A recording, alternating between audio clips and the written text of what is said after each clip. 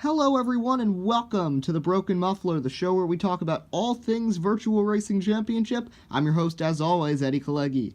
First off, if you have not watched the Las Vegas race and you want to and you don't want to know who won, turn this off right now and don't listen to it till after the race is up, which should be in a few days.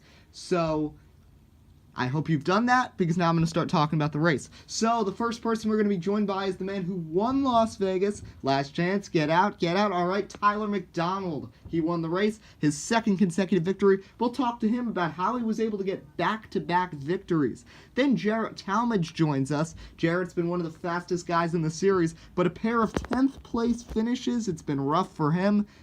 He's got some work to do, especially after the penalty. We'll talk to him about that. And then Tripp McGuines will answer any of the questions he was asked beforehand about the Virtual Racing Championship and his personal opinions. So first, let's turn it to Tyler McDonald. This is our first interview of the show.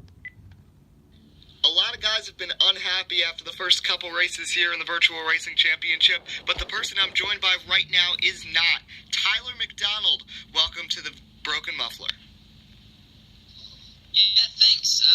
I'm not sure what to say, because it's so surprising to think that I was able to get the first two wins of the season by storm at Daytona, unexpected. Las Vegas, I kind of had a fast car. We had very fast cars.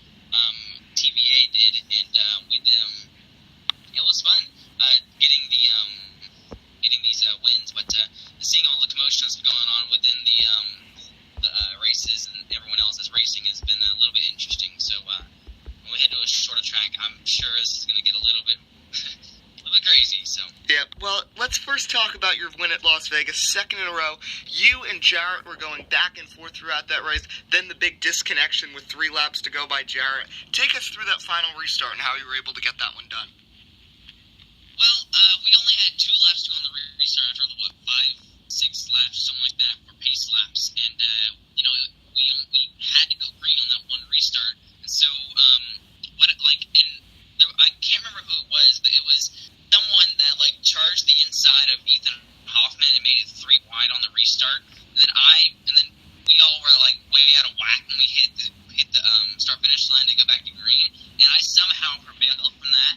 And as I'm so lucky that my car could hold that inside lane as well as it could, because Hoffman got really good runs into the corners, but he couldn't hold his car from the outside lane, which was good for me because I was able to block him and I was able to take the lead and hold it for 2 laps there. And that last restart was one of the craziest. If Tallmadge was there, we would have both been on the inside lane, and I probably could not have got that win if there was that one person that made it 3 wide for the lead on the restart. But kind of glad it worked out. How crazy it was.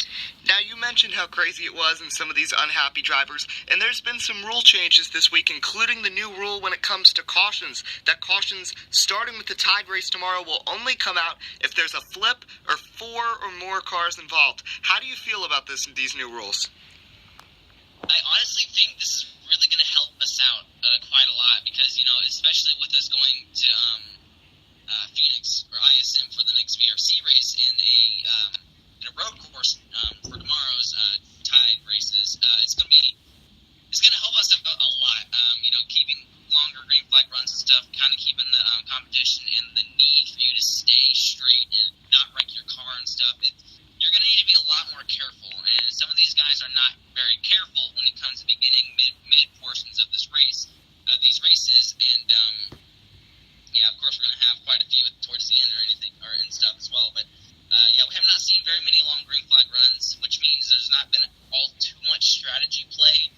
So this is really going to help us out in the long run. All right, so one more question I do have to ask you before we go, and it's about your approach now, because you've won back-to-back races, 2 race wins in a row. Now you're locked in to the playoffs. Are you going to take the same approach as you did the first 2 races now at Phoenix, even though you have less pressure on you? What is your overall approach? Do you feel more confident now and more comfortable knowing that you're already locked into the chase, or are you still going to push it just as hard, trying to lock up some playoff points and really ensure your spot in the championship 3? Yeah, that's a good question. I'm kind of on the fence with this. I really want to get those playoff points with this, the wins of the state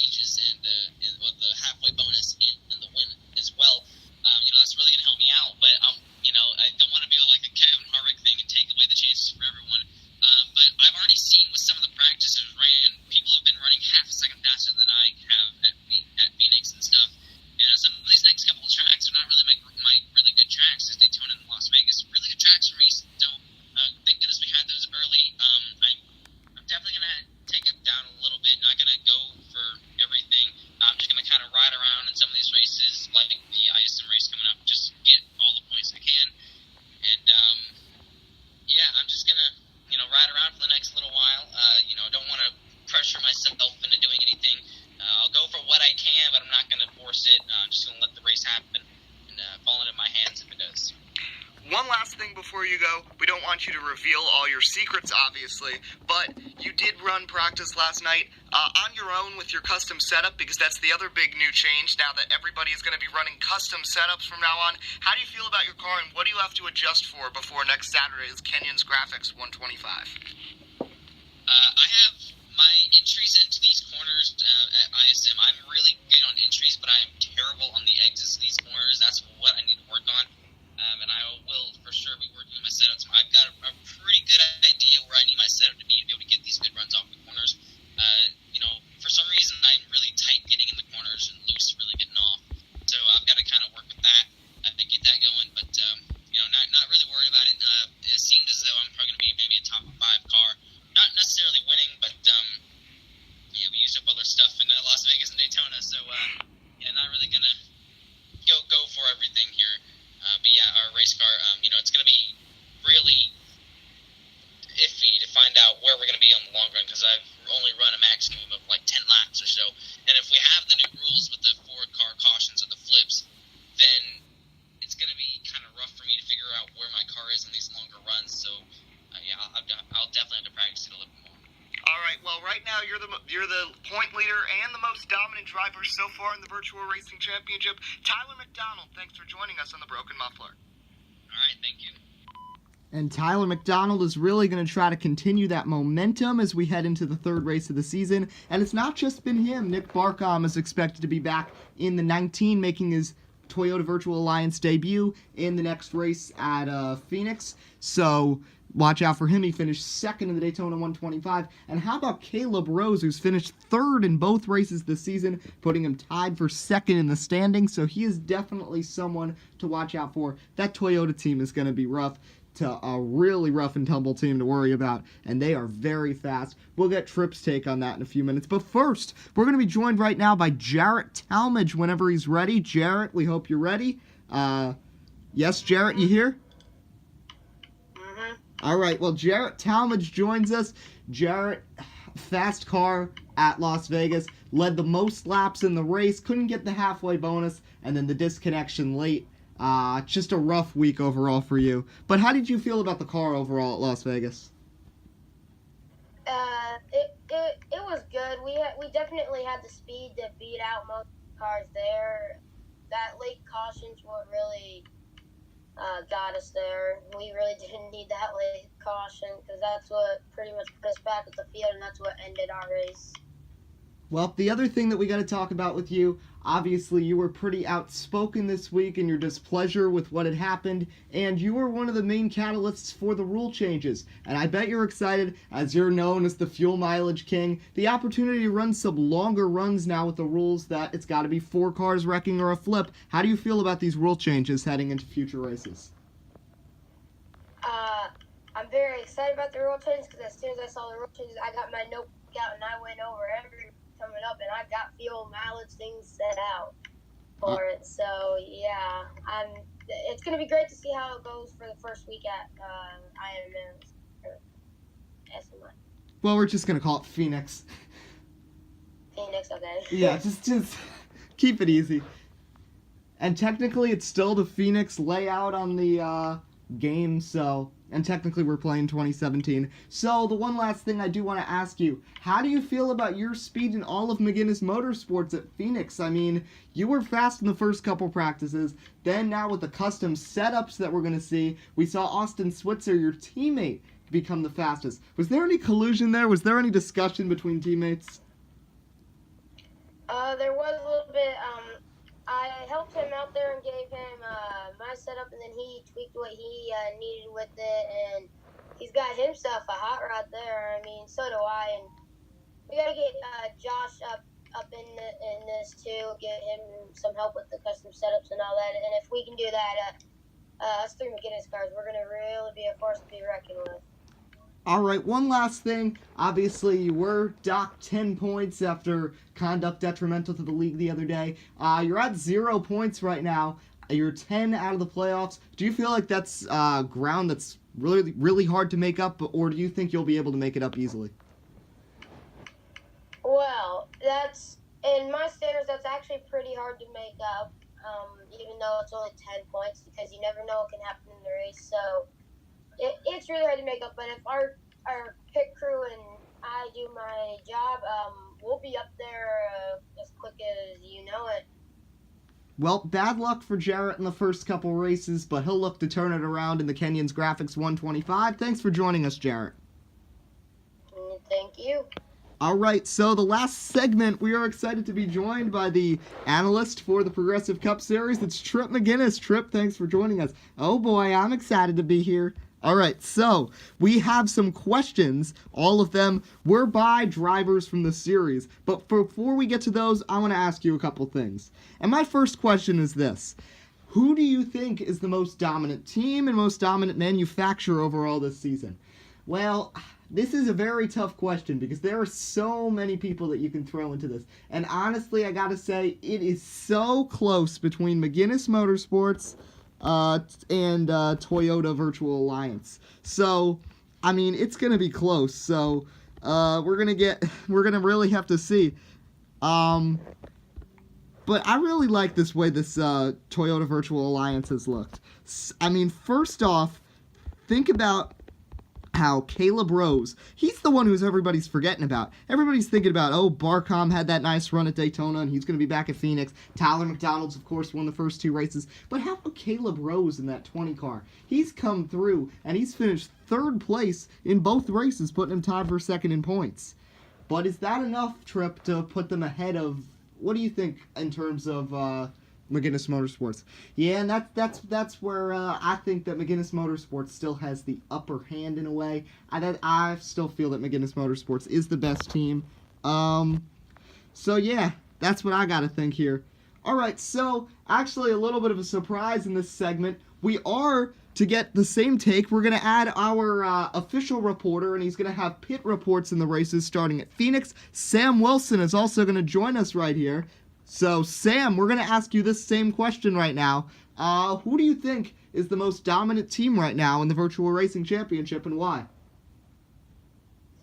Well, you know, we got those Toyota drivers, man. They've been pretty fast in the first two races, and I don't know if any of the other teams are going to have anything for them, but we've got a lot of good drivers up in the front and practices and all that.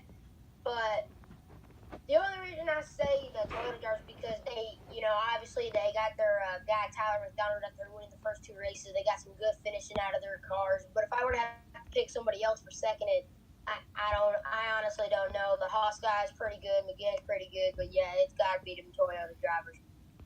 All right, so we have some questions that we ended up asking the fellow drivers. We wanted to see what their take would be and what questions they wanted for Tripp and Sam. So the first question is from Fisher G, and he's, what's the opinion on Fisher G? So Tripp, we're going to start with you. Well, I mean, if you look at the standings right now, Fisher G is 6th. Right now, he would make the playoffs. I know Fisher, first of all, the connection issues aren't always on his side, but Fisher's been strong, and now with Annie Barr gone, I mean, he and Donovan David are really going to have to help lead this Chevy team. They got to hope Christian Holder has some speed and that Trey Rogers and Battersby can keep a connection. But, I mean, still, Chevy is still so far behind Ford and Toyota. But Fisher right now, holding down the fort, and now he's finally going to get a teammate in a race next Saturday, so that should be good. All right, Sam Wilson, what's your take on Fisher G? Well, he's sitting very good, like Tripp said, up there, 6th in points. But I don't know. A couple drivers aren't happy with him after Las Vegas there. He kind of wrecked a couple people banging doors with him there. But that's true. He keeps his steady pace there. Yeah, he'll be up there, and I think he'll be one of the ones to make the playoffs this year. All right, next question comes from Ethan Hoffman, and he wants to get our take on the penalties. Jarrett Tallmadge docked 10 points and placed on probation. Annie Barr is gone, suspended indefinitely. Tripp, what's your feeling? Well, I don't want to point any fingers or hurt any feelings, but I'm not going to get into much detail. but I think Annie Barr, for some of the stuff that he had done, which was mainly off the track, but it started to move towards on the track, which you'll see in the replay. There was an incident late in the race where he refused to move to the inside for a restart when he was supposed to, because he was in 7th place and was supposed to restart there. So I think both the penalties that were given were completely appropriate. And, I mean, I don't think it's going to affect the series that much. There were a lot of people who were against Annie Barr, whether you like him or not. And Jarrett took it well, and I think he's going to be all right. He's only 10 points out. He's probably going to catch up very fast. All right, Sam, what's your take on that? Well, like he said, with Annie being gone, that's going to help a lot of drivers out. And Annie's penalty, I think that was very appropriate from the way he was acting and doing stuff on the track and off. And you go over to Jarrett's penalty, that was more appropriate for his fitting because of what he did to the drivers in their race lounge meeting area. So I think they handled it very good there. All right, so 2 more questions. First is from Christian Holder, the newest driver in the series. He was on track. Tripp, what's your feeling about Christian Holder? Well, I mean, we haven't seen much of him. In practice, he was decent. The one thing, though, he's got to try to keep his car straight. There were multiple incidents in practice where he was out of control, but he was able to turn some decent laps. I think he's going to be good. You know, if he could pull some pit strategy or just get lucky with some disconnections, I think Holder could be pretty good. But once again, it's just good to have more bodies for Chevrolet, especially with Annie Barr leaving. All right, Sam, what do you feel about Christian Holder? Well, yeah, Christian, he's a pretty good driver. Like Tripp said, you just got to keep that car straight. I know a couple drivers were, I interviewed them and they were complaining about how he was in practice, like racing them like it was a race and kind of banging their cars and making them have damage. But you see, he got 4th in practice 2 there with the 27.737, and he got 6th in first practice with a 27.730. So he's running right there with the other guys. Maybe they just tune that car up some well, and he'll be one of them up there in the front. All right, so one last question before we wrap up this edition of the Broken Muffler. Till next time, Josh Williamson, the newest driver for McGuines Motorsports, ran his debut at Las Vegas and finished 9th. He's asking for both your picks. Who do you guys see first off at Phoenix and then winning the Virtual Racing Championship? Well, I'm going to start with Phoenix, and I gotta say, I really have a good feeling that Austin Switzer's going to get the victory. The way that car is so tuned in, we know that he was getting some tips from the 28 at Tallmadge, but I think he adjusted it even more to his level, and I really think Austin Switzer's going to win Phoenix. As for the championship, I still think that Jarrett Tallmadge has the best car. I think it's going to come down really close between him, Tyler McDonald. My dark horse is Caleb McDonald in the 21 because he's been fast. But right now I'm saying Switzer at Phoenix and Tallmadge wins it all. Sam, what's your take? Well, I'm actually going to disagree there, and I'm going to say that the 4, Ethan Hoffman's going to get it. You see, he's been holding steady in practices, getting 3rd in practice 1 and 2. He's staying right there with those 2 McGuines ads at the top of the board, Jarrett and Austin. So, yeah, he's my pick for Phoenix. And for the championship, I'm going to have to go with Austin Switzer here and then Tyler McDonald and Jarrett following him up. My dark horse, it's going to be that Fisher G kid. You know, there is one other guy I do want to talk about. That 37 at Donovan David. He just didn't race on the Friday night because he was unavailable on that Friday night. But I think he's going to be really fast. He's proved to be fast in practice. Once he gets that setup tuned up, I think he's going to be good at Phoenix. And he could really help to lead Chevy. Well, that's all the time we've got. Sam Wilson, Tripp McGuines, thanks for joining us here.